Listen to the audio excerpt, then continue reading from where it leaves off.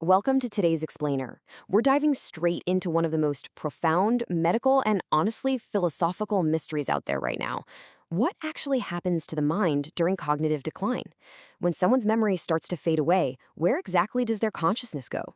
Today, we're going to explore this fascinating intersection of neuroscience, philosophy, and everyday caregiving to try and figure out what is truly happening inside the brain of someone living with dementia. Right off the bat, this is the central enigma we have to confront. Is consciousness in a dementia patient simply turned off? Like a light switch flipped to the off position forever? Or is it something way more complex? Could the mind actually be in a state of temporary suspension? As we walk through the evidence today, I want you to keep this specific question in the back of your mind, because the answer literally changes everything about how we view and treat people living with this condition. And look, figuring this out isn't just some abstract intellectual exercise. It's an absolutely urgent global necessity. Our populations are aging. Thanks to modern medicine, mortality rates are dropping, which means we have a larger, older population now than at any other time in human history. And because of that, dementia cases are rising incredibly fast. Millions of people worldwide are affected. Finding answers about the true nature of their consciousness is more critical right now than ever before. Section 1. The physical reality, mapping the decline of the brain. Okay, so before we can talk about the subjective experience of the mind, we have to look at the tangible, physical destruction happening inside the brain itself. It's like a devastating architectural collapse. Step 1. In early stages, like mild cognitive impairment or MCI, people don't just get a little forgetful. They actually start losing their perception of themselves. Then we hit step 2, and the disease enters some pretty brutal physical territory, causing progressive neuronal death and brain atrophy. The brain is literally shrinking. Finally, in step 3, the advanced stages, a patient might become totally unresponsive to the outside world. But notice that last point on the screen. Their basic sleep and wake cycles often remain totally intact. We'll come back to why that is so important in a minute. To really grasp this, we need to know exactly what's being destroyed. This physical damage aggressively targets two absolutely critical areas. First up, the cerebral cortex. This is the part of your brain essential for cognition and making decisions. Second is the hippocampus, which is fundamental for processing your memories. This gradual, irreversible destruction is exactly what breaks down the individual's perception and their grip on reality. Simply put, the physical hardware is failing. But here is where this science gets incredibly weird. Check out this biological anomaly. Despite massive, irreversible structural damage to those vital areas we just talked about, a baseline level of alertness actually continues in a lot of patients. Why? Well, it turns out the pineal gland can remain active. That means the body's fundamental state of alertness, those sleep and wake cycles I mentioned earlier, keeps right on going, even when higher level cognition is supposedly completely wiped out. It's a huge paradox. Section 2. The hibernation metaphor. A fragmented mind. So, we've seen the physical destruction. Now let's shift gears and look at the subjective experience. If the biological lights are still on, is anybody actually home? For the longest time, the old, frankly, bleak view was that consciousness is just abruptly and completely extinguished. Poof, gone. But modern philosophers and some really unorthodox neuroscientists are throwing out a new speculation. They're suggesting that consciousness doesn't just turn off. Instead, it changes states. It enters this kind of fragmented hibernation.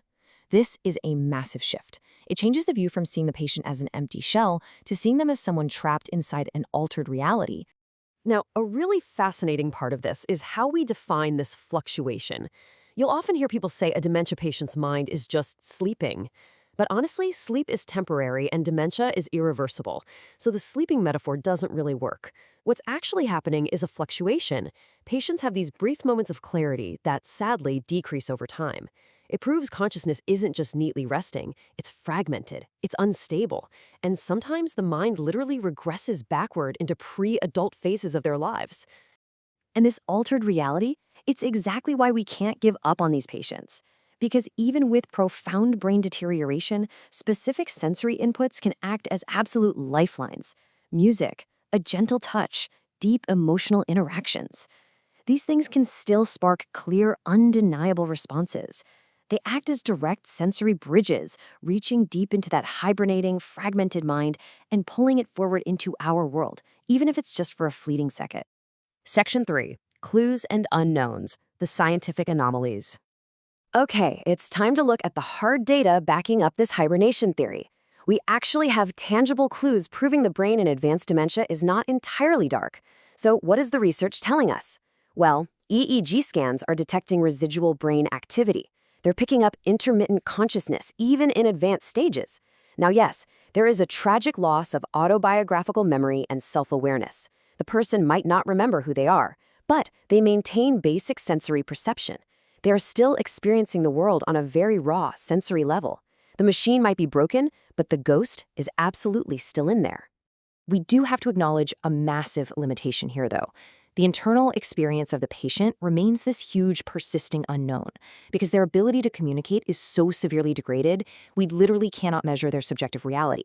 We know for sure they're perceiving things, but we have no idea how they're perceiving them. And as you can imagine, this creates an immense, often heartbreaking challenge for communication. This black box of the internal experience leaves science grappling with some heavy, unresolved questions. Let's look at the first one. Is the synaptic process of consciousness totally interrupted, or is it just fragmented?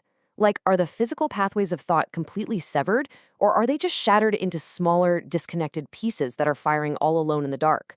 We honestly still don't know for sure. Question 2 brings us right to the bleeding edge of tech. Can artificial intelligence prevent, delay, or even stop this evolution of dementia? As AI gets better and better at mapping out neural pathways and maybe even simulating lost cognitive functions, could it be the key to stabilizing this fragmented consciousness before it slips away? It's a hugely exciting area of upcoming research. And then we hit question 3. This is perhaps the most mind-blowing mystery of all. How in the world do we explain terminal lucidity? This is a widely documented phenomenon where a patient suddenly awakens in their final moments of life. A brain that has been completely ravaged by dementia suddenly, out of nowhere, regains crystal clear consciousness and memory right before death. I mean, if the physical brain was practically destroyed, how does the mind suddenly snap back into perfect focus? It completely upends everything we thought we knew about the brain-mind connection. Section 4. Rethinking connection. Adapting to the altered mind. So, what are we supposed to do with all this incredible science? Let's bring it back down to earth, to the emotional and practical reality for caregivers, nurses, and families who are with these patients every single day. The primary takeaway from the research is crystal clear. Constant interaction is fundamental. It is absolutely not pointless to talk to a patient with severe dementia. In fact, it's essential. Continuous interaction is the only way you can detect their current degree of perception. You basically have to actively search for them in the fog to figure out what level of that fragmented consciousness is actually present on any given day. I want you to consider this paradigm shift. If consciousness in dementia does not sleep, but transforms, we must rethink what it means to be conscious and how we can better connect. Treating consciousness as a transformed state rather than a dead one forces us to approach these individuals with so much more empathy, patience, and dignity. It's a reminder that our efforts to connect with them are never, ever wasted. And that brings us to the end of our explainer today. We've walked through the physical destruction of the brain, those vital sensory lifelines, and the profound, lingering mysteries like terminal lucidity. So I want to leave you with this final thought. What does it truly mean to be conscious? And if you have a loved one facing this, how will you adapt your own connection to reach them in their altered state? Thank you so much for joining me for this deep dive. Keep questioning, keep learning, and I'll see you in the next explainer.